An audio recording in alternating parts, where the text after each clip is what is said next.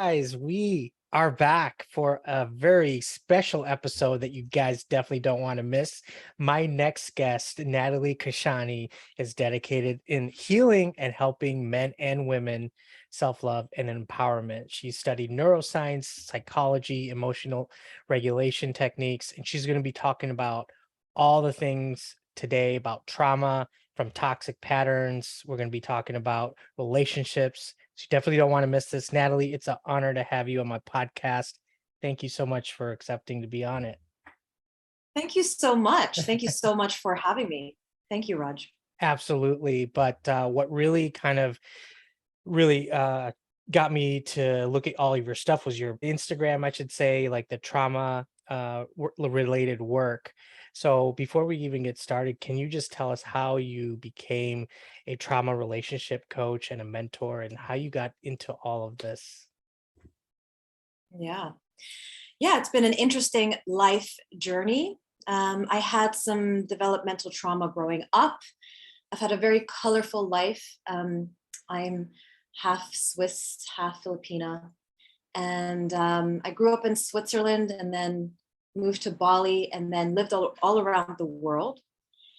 And the first half of my life felt really empty inside. I had no connection to myself. And I just started acting out, being rebellious. And, anyways, I kind of went into the health and wellness business. I always realized that if I worked out or if I got my body to just work out, I would feel better. And so I kind of chose that as an initial career. So I started being an entrepreneur in the fitness and wellness domain in Mhm. Canada, then moved to Bali and did that as well. And what what really happened was it grew organically. The calling came to me. I started seeing more and more women that were, just talking to me about their relationships and about trauma. And all of a sudden, I fell into a different demographic where I was combining, both body work, but also going deeper and realizing that, all of our outside troubles and symptoms have to stem from somewhere. And so about 5 years ago, I gave up my businesses in fitness and wellness. And then I kind of dove in deeper into my trauma healing. I had a divorce, I have two children, and I kind of hit rock bottom at that point. Mhm. And I realized in order for me to get better, I really had to do the practices and learn the tools that are required for us to move through this. And so I realized, okay, you know what? I'm going to make my own program because I went to talk therapy for so many years and it never really made a huge shift. I was always heavily reliant on therapists and I never really felt self empowered through the process. Mhm. And so, in combination with my knowledge in physiology, I just dove really deep into neuroscience. I had a teacher in it. And I just studied from there and I realized what my work was in this world. Mhm. And so I'm really happy to have this meaningful realization there. Yeah. That's amazing because there's a lot of people that go through trauma themselves and they want to give back. They become coaches, mentors. You mentioned something about seeing, therapists, and you went that route. What kind of made you kind of go like find the information yourself? Like, how did you motivate yourself to be like, okay, I've tried this route. It doesn't seem like it is working. Maybe it's helpful, but it wasn't resonating with you. What kind of made you go the other route to just kind of just kind of look at all that information for yourself? Well, the first and honest answer is desperation. Yeah. I was so at a loss. I was literally having this 1 year of just numbing out. I had, I started an addiction issue, Hmm. and even though I had all the tools and all the help that I could have, I just one day realized that if you don't learn the practices to self-stabilize yourself through the nervous system, how you can change your state into a healing state, you're never going to heal. Like if you are going to just talk about trauma and you are constantly put under tension, trauma equals tension in the body. Yeah. And there's so many beautiful books lately that have been studied about the psychosomatic processes with trauma. Yeah. Uh, and I just, took my education from physiology and just realized, you know what, they're right. The Body Keeps the Score is one of the Oh, I love greatest that. books, Yeah. yeah, that has impacted my life.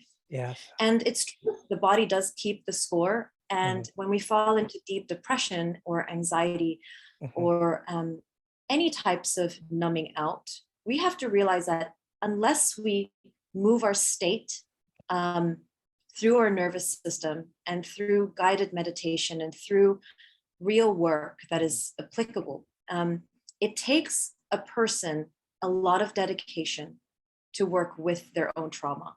And the work really is realizing that it's on you, it's your responsibility. Nobody can Hmm. save you. Yes. No one can save you, but you have all the power to save yourself. You really do. Yeah.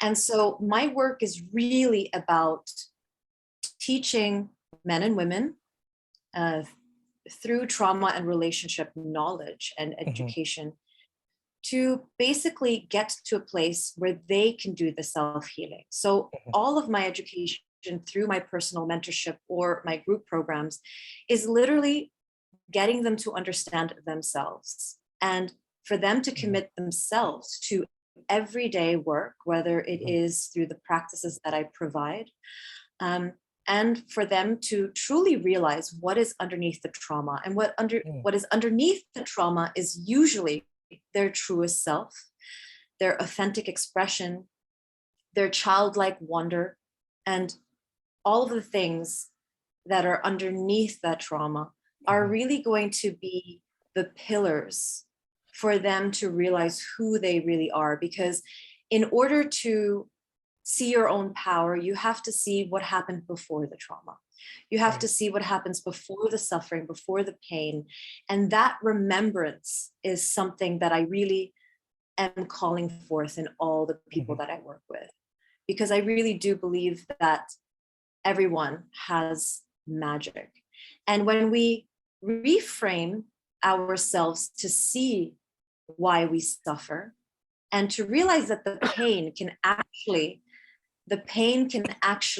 really, really guide you in the right direction. And if we notice that pain is our teacher and pain is something that will get us actually out of the Hmm. deep end, we have to actually make close friends with our pain. And Hmm. that process is not easy. It's not Yeah. easy because instead of, resisting it, we have to learn how to invite it and how Yeah. to sit with our emotions. And so this is what I help people to do is Hmm. how do we do that safely in a safe space, um, and with a deep courage that maybe we don't know how to access, but that's Hmm. what I try to shine a light on. Yes. And I thank you for sharing that. So I just want to kind of take a quick dive just because I do know that with trauma, one of the biggest things that I hear is people have a lot of problems with, stopping toxic patterns. So I wanted to ask you your take on that. Again, before we get started, guys, obviously this is not medical advice whatsoever. Definitely go see a qualified physician if you're having any mental health issues. But this is just a conversation between me and her. What would you say as far as how to stop toxic patterns? Because this is what I kind of see over and over with just about everyone. I mean, you don't have to even go through trauma, it seems like nowadays, with so much going on in the world. We just continue, even with like the phone, just kind of constantly scrolling and just trying to escape from reality. What would what would you say on that topic? Yeah. First of all, I want to say that the reason why I am a trauma and relationship coach combined is because, a lot of people suffer having healthy relationships when they are traumatized and when they haven't looked at the healing parts of themselves. So the biggest thing here is responsibility. If you start to notice that you have toxic patterns within yourself, Mhm. for example, not feeling good enough or always trying to um, compare yourself to others. Yeah. If you put yourself down, that is an internal toxic pattern. But what people have to realize is that if that resides in you, you cannot attract healthy partners. You cannot attract healthy friends or Mhm. have a healthy relationship with your parents or your siblings, or even with your work or your purpose. And when I say relationships, it's not really just about romantic relationships. It's really about do the work to self inquire about your own relationship with yourself. What are the Mhm. toxic patterns that keep you in this loop? Because it's really there that when you do the healing there, you will start to shift and attract something completely different. Um, and so, most of the times, if a person, I see a lot of people that have just been through a breakup or a divorce, I do tell people, don't go out there again quickly. The saying, to get over somebody, get under somebody. Yeah. But, that is really an opportunity to not do that and to see what can I do to sit in solitude and actually take a break from dating and do the work that is required for me to shift, Mhm. because you are always going to attract painful relationships if you are in pain. That there's no Mhm. question about it. And what I really saw a lot of the times and often, and I still do get a lot of DMs with people saying, I always attract a narcissist. I always attract this and that. But people are so much in the blame of it, you know? And that isn't healthy. That means that you are not taking responsibility. The responsibility here is, okay, what is it in me that I Mhm. attract as partners? Because, it's like it's easy to blame other people and live in the resentment of it. And so what I do is I really, really try to implement that when you have peace within yourself, even if you've done, interesting things in the past, behaviors that are not that great. It is really, again, an opportunity to look at our behaviors and seeing why we attract these things. And oftentimes, people will say, oh my God, I do drink every time I have a fight with my partner. I do react, um, in fight, flight, or freeze in most cases, and I'm not responding to life. I am reacting to life. And when we react from a fear response in our bodies, we can never truly get what we want. Because if the body is in a fearful state, making the decisions for us, Mhm. that is not living in your true self. And therefore, you can't attract love when you're in that fear response or Right. reactive place. Yeah. Yeah. That is so true. And I know you're very big on relationships, and one of the other things, especially with empaths and highly sensitive people that are tuning in, it seems like, I mean, with narcissists and people that are not good for them, it just seems like they're always attracting those types of people in their lives, and it takes several failed attempts to kind of leave a toxic relationship. um in your experience, like, why is it so hard to detach from somebody that's clearly abusing you, and that they're not good for you, but we continue to stay in that relationship for the long haul? Yeah. It's a really good question. Oftentimes, people that are stuck in a relationship like that, they initially started that relationship by using that other person to self-validate themselves. And that is, again, just a fear response, a people pleaser or codependency type of behavior, right? And most of the times, those relationships started with very, very heavy hormonal tendencies, very, very quick to date, very quick to move in, very quick to all of those things. And when we don't have any boundaries and we just let someone into our hearts and homes like that, right? And we don't realize our own values and don't realize our own personality and our own space and our own internal environment. What often happens is, the relationship becomes your life, and whether financially or emotionally or both or all kinds of things. Mhm. So, the reason why it's hard is because you are in fearful attachment to this other person. And most of the times it isn't love that happens between people Yeah. like that. It's habituation. You become habituated. And most people who get abused realize that they actually don't love the other person. They are really just in a state of dependency. And that's why it's so difficult to leave, because your whole entire being is entangled with this trauma bond, right? Yeah. And that's why it's so hard to leave, you know? Yeah. I mean, there's some people say that even the biggest withdrawal symptoms is like a drug withdrawal when you're away from this person.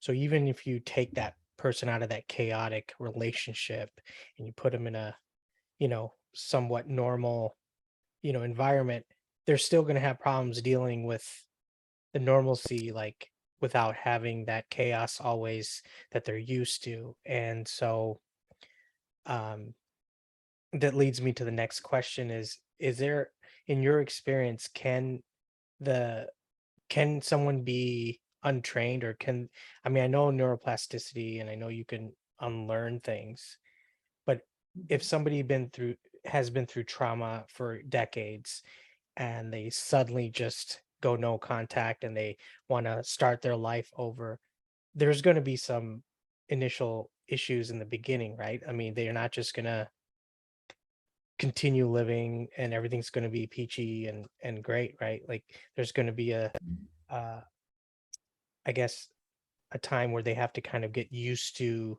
what it's like to live in a, what you're supposed to be living, your true authentic self, in a normal society versus always being put down or let down or, abused by somebody. Yeah, yeah. Well, the process um, of the work starts before you leave that relationship or leave that toxicity. And for anybody listening out there, if you are in such a relationship, right, the first thing you can do is find an internal space, an internal environment with yourself that is completely sacred. And because I know that some people will not be able to fully find a, f- a lot of freedom in a relationship like that. But you can start, and you were saying, Raj, about neuroplasticity. You can start communicating to yourself differently at any given moment. You can come up with a mantra, memorize it, and just purely start with the conversation you have with yourself. Instead of self neglecting yourself or hating yourself for being in that relationship. And even though it might sound like you're faking it till you make it, it's really about, just 5 minutes a day in the mirror where you just Hmm. tell yourself kind, gentle things to yourself. You know, um, you know, I am good enough, or um, I am a beautiful person, and once you make that spiritual connection to yourself, even if you're an atheist, agnostic, or if you are religious, if you can make that spiritual connection to silence, because silence can't be split, it can't be argued. But if you can, in some silence, even if you take a shower once a day, you'll take a shower and just speak to yourself in the most kindest way. And if you do that for a while, you will start realizing that you have courage. You have courage, and it might take you a while. So when you then leave or change that situation, you are going to have withdrawals. But if you have a connection with yourself, then you are going to be able to build on that. And what I say to people often is, when you make it the decision or the intention to heal or shift, that sometimes is the biggest step forward. And it doesn't mean that it's going to reflect in actual changes externally. Your life might still be in pieces, but that internal shift of really committing, I am going to shift, is the biggest step forward, and the very first step forward, so that when you have withdrawals or you feel like, oh my God, I've really dug myself in a hole, if you just stay committed to, I have the intention to heal myself, that is the biggest, I don't know, the biggest leap of faith, really. Yeah. Yeah, I love that. And all you empaths and highly sensitive people that may have given up, there's always hope, there's always intention. So always keep going. I mean, there's hope for everyone. Just kind of switching gears here, and this is a topic, I mean, definitely I'm sure it has a lot of components to it, but I just wanted to bring it up on the show about maybe someone's out there, they've tried everything, they've been through trauma. I've had people say that they have a whole line of family generational trauma where it goes from their side of the family and whatnot. If somebody has gone through that, can you make the conscious decision where if it says, okay, it stops with that person? I mean, I don't know how much um, I know about like generational trauma, but it is something that I've heard people bring up and says like, there's nothing I can do about it. It's in my blood. It's in, my whole body. And Mhm. what do I do? And so I just wanted your take on that. Yeah, yeah, absolutely. Yeah, so I understand that generational trauma is real. It is real. And there is a biology component of that, absolutely. Um, but neuroscience shows, and you were talking about neuroplasticity, that is not related to your generations. You might start off thinking a certain way because it's been handed down to you, but again, our thoughts change ourselves. And that's what I realized in physiology as well. Like, your body is completely different. Your skin, your hair, all of it, your bones, from 7 years ago, you're probably not the same person. Yeah. Like, you've really changed on a physiological sense. Um, Neuroplasticity is therefore something that I feel is something that most people should embrace, because it doesn't help you to think that you can't change because of your biology or because it's been handed down to you. What helps you is understanding the newer sciences in neuroplasticity, to understand that your thoughts can literally change the way your brain thinks. So, if your whole generation of family has been living from their limbic system, which is the lizard brain that is always in fight or flight or freeze, you can literally make the connection to your prefrontal cortex and start to realize, I can input different information. I have that power. Mhm. And so if you really commit to saying that the generational trauma stops with me. Hmm. We have enough information out there to believe that you can do it. And just for people that are like, okay, well, I don't know much about it, I don't really care about it, you Yeah. can go to YouTube or Google anything and Hmm. research neuroplasticity, and it will tell you that you have that power. So it's not like a sentence you're pretty much stuck with all this lifetime, even if your family line has been through a lot of trauma, there is still hope for that person, correct? Yeah. Well, you see, like every problem is actually an opportunity. And Hmm. when you look at your problems by really going deeper and going, okay, why is this my reality? And you look at a problem and you reframe it, you can do anything, anything. And then, you can even commit to radical forgiveness and say that everything is actually in the right place.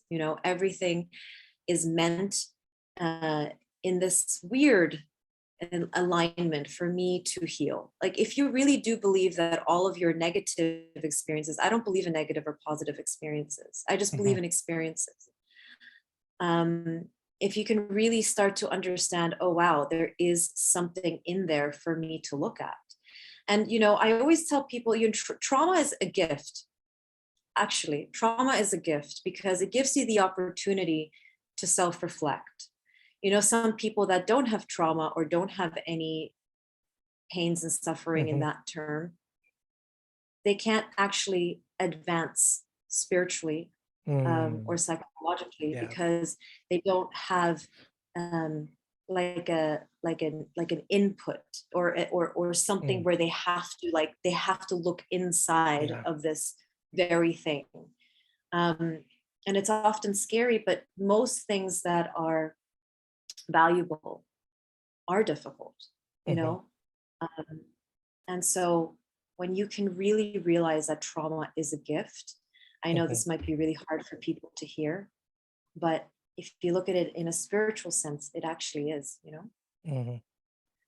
Well, just kind of wrapping up here, just for the average person that might be tuning into this podcast, leaving them with something actionable. I try to get every guest to kind of leave something that they can start using right away after the podcast. But what is one piece of advice that you can give somebody who's listening right now, who's been through trauma, that they could start using something right now? Like, I mean, whether it's yoga, breathing, whatever uh, that you can suggest, what would you say start that healing process? Yeah, don't think too hard about your trauma. um, just get your body into a state of healing. Mhm. So there's two ways, right? There's the 4-9-11 breathing. So inhale for 4, hold for 9, exhale for Mhm. 11 seconds. Um, and that is probably the best way to reset your nervous system, or get from a sympathetic state to a parasympathetic, rest and digest place in your body. Mhm. So for anybody listening out there, if you just give yourself this type of breath work when you're driving to work, or before something stressful, or if something stressful happens to you, this will reset your nervous system to a state of new input, where you can actually be in a state where you can change your mind. So that's when the Mhm. neuroplasticity comes in. So once you do that breathing technique, you can then implement that. The second thing is, and this sounds like, I don't know, it's not something very technical or even educational, but if you can commit to dancing to just one song a day, Mm. like literally just like go wild and be that child, and just go Yes. crazy, I don't know, like air guitar, or use your comb Yeah. as a microphone. If you Right. dedicate one song per day to just letting your body be free and letting yourself be lost in the music that you love, like I can't I can't stress hard enough how important and how beautiful that is for Yeah. the individual. And it is so simple and it's so accessible. And yeah, it just is a reminder of your individual authenticity. So Yeah. those are my two recommendations that are easy to follow and, easy to execute, as you will. I love that. Dance like no one's watching, guys. You only live once. So Or dance like everyone's watching. yeah. If you're one of those people. Yeah. Well, Natalie, it's been a true honor to have you on the podcast. You're always welcome back, and keep up the amazing work. Yes. And before we leave, can you tell my audience where we can find you and what you're up to? Because I know you're up to a lot of stuff right now. So Yeah. I have a website. It's nataliekashani.com, and that's my last name is KASHANI.com. You can also find me on Instagram. It's trauma.coach.natalie. Yes, I am always interested to take your personal DMs. I'm on there. I do a lot of reels. I have a lot of educational material that I put on there. I also have a free support group for trauma and relationships. It's a Facebook group that I show up in every week, and it's a really beautiful community and a safe space of healing. And that's probably where you can start, knowing more about my work. I really want people to understand that, trauma healing should be accessible. You don't have to have a lot of money. And so I see people for personal mentorship. I always do a 3-month program with people privately. But yes, if you want to just join my Facebook group, just hit up my Instagram, go to link in bio and join my Facebook group, and we can start there. Yeah. excellent. You guys definitely check her out. Thank you again for having, coming on this podcast. It really, made my day. So thank you so much. Thank you so much, Raj, for having me. It's been a pleasure. Absolutely. All right, guys, there you have it for this episode. Stay tuned for the next one, and always keep moving forward. And we are out.